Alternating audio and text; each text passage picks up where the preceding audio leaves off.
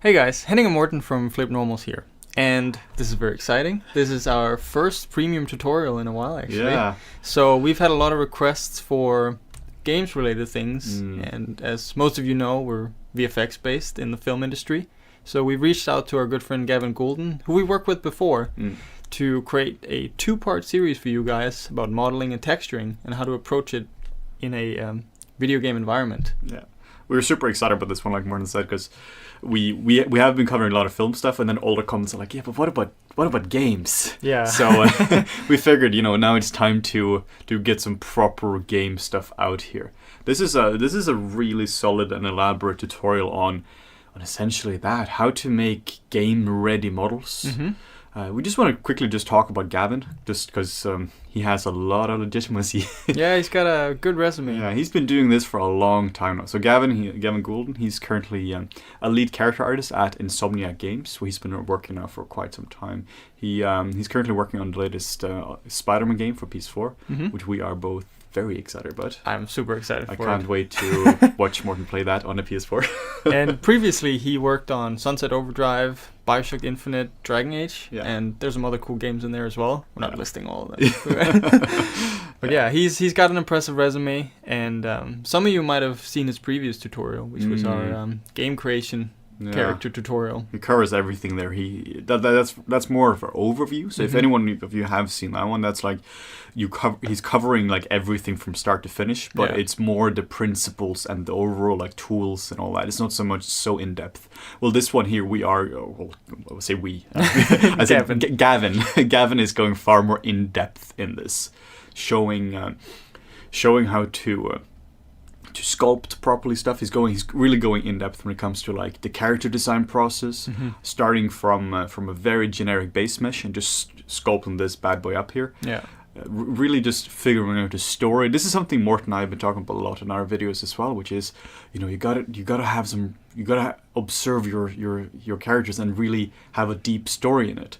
Because if you're gonna do a character and you see good or bad, well, you gotta figure these things out. Yeah. So it's really about gathering the reference, figuring out who your character is, and just building something which fits in the world. Yeah, all those things really infer how the character design is gonna end up, and I think that's something Gavin is very good at. Very much so. It's one of these things that if you're doing like only hardcore topology, 5 years, let's face it, that might be obsolete, or your specific technique or hotkeys or whatnot. That kind of stuff is very much dependent on the time you're in. But stuff like character design and the sculpting principles, Gavin is using the same principles here that used to sculpt things like many hundred years ago, only using ZBrush. That's why I like working with Gavin, because his tutorials aren't just press this hotkey and use this specific tool. Yeah. It's the techniques. Yeah. We'll go through how to do some specific topology, sure. how to do the topology for the face, because that's important when you're working in games or films or whatever. Yeah. We're going to be looking at how to do like some basic clothing in there, modeling for that. But really importantly, we're going to be focusing a lot on the sculpting, a lot on the form, a lot on the silhouette, how to get this kind of brute-looking, but semi-friendly character. I think Gavin described him as he's kind of a bad guy, but he's still approachable, and I feel like that really shows in the design of it. Yeah, exactly. Yeah, like we said, like what I find personally, and I think what you agree with here more than that, the hard part is sculpting, is the creativity for this, and if you focus purely on technical things, I mean, of course, those things are super important as well. But it's really the principles that we do here. So we have some chapters here which are super nice, such as fairly in-depth sculpting of the face. Like it's really just going in and just refining the face and properly detailing it up. And then there are definitely some chapters as well covering the topology, like covering topology of the face, of the vest here as well. And one thing that's cool is we'll be providing everything that Gavin is doing in the tutorial. So you'll have access to his complete Z tool, the base meshes he's using, for you to really dissect and try to sort of reverse engineer it. And I think the combination of having the videos where Gavin goes through his entire process and looking at the model at the same time, sort of following along, to see what you can learn from it. Yeah. Like looking at something like the face in ZBrush, you get a really good sense of all the planes of the face, what design elements make up his face, and what is it that gives him character. So you can zoom in, you can go and be like, okay, there's a pore right there in the nose. Maybe that's not the detail you want to focus on, but still, like, you have the ability to really take it for a spin and figure out what is Gavin's approach to this kind of design. What I find to be just so valuable, particularly when you start from anything new, isn't just to look at a tutorial how it's done. It is really, like Morten's saying here, reverse engineer it. Like, you look at the model and really figure out. Like, when you're starting out, it can be incredibly hard to compare your work to somebody else's work. Like, you actually don't necessarily know what level you're at. But if you have something like this, you kind of have like a gold standard for it. So you can go in here and you can really see how he's resolved the anatomy, like in terms of topology, how has he done it, and really just getting in and just learning from it. Yeah. Understanding the shapes, understanding the choices he's made as well. And also where you can cheat, because you don't have to spend the same amount of energy on all areas. Like, you can see that the face would definitely be more detailed than something like his armpit. Yeah, and you look at the subtools, like, see, oh, there was no thumb there or no fingers because it's all covered in a glove. So these are the kinds of techniques that Gavin's going to go through, and I think that's why his overall approach is really nice to follow. Because I mean, he is a professional, and he knows what he's talking about. Yeah, you could say he knows what he's talking about. If you've applied to Insomnia Games, he's probably looked at your portfolio once or twice. He's been raging about, don't use VIX, use ArtStation. Use ArtStation. Gavin hates demo reels, guys. yeah, we did an article about that. Yeah, exactly. Yeah. Gavin is very ranty when it comes to his portfolios. He likes his portfolios done a certain way, which we understand. Yeah, definitely.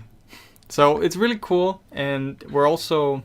I keep saying we. I mean, Gavin, we have to get used to this. So Gavin also takes you through sort of a quick sort of presentation for how you can present your model in Marmoset, which I think both Marmoset and even within Substance, you've had the presentation tools for rendering and stuff for a while now. It's really cool. But Marmoset is great for getting something quick out, and it can handle fairly high densities of polys now. So you can have like a super high-res model that you just load into Marmoset, put in some quick lights, put on some materials, and you actually have something really like presentation ready. Yeah, like straight up portfolio ready. You can put on your VIX portfolio. Oh no, I mean ArtStation. Not VIX. So yeah, that's really something that we have also been talking about a lot, like presentation style. I can't stress how important that is. I see students all the time who's just doing like a Maya screenshot or something like that, and present your work properly. I mean, regardless of this, if you get this tutorial or not, like, present your work properly. Really just take it into something like Marmoset Toolbag. It's such a good tool as well. And then just briefly, just super quickly talking about the next tutorial as well. Like, this one here is all about modeling. The next one will be focusing on the texturing part of it. It's going to go through the UV process. Is covering how to do all the textures in Substance and just how to do a full character. So with this part 1 and the coming part 2, we'll essentially go from very rough base mesh to a full production ready. Yeah, how would you approach it in production? You know, that's really the key thing. It's not about you have to build this thing from scratch. It's about being efficient. Where can you cheat? How would the topology look for games? So at the end of this, you'll end up with the knowledge of actually being able to create a game-ready character. I would say this is Morten and I both watched this tutorial now and we took a crazy amount of notes, and because we're learning a lot from this as well. Like we're in film, we're super interested in learning how this can be done in games as well. So we both been learning a lot from this from Gavin, and we really think that you will learn a lot as well. So sit back, relax, and hopefully enjoy Gavin's amazing modeling tutorial. We think you'll like it.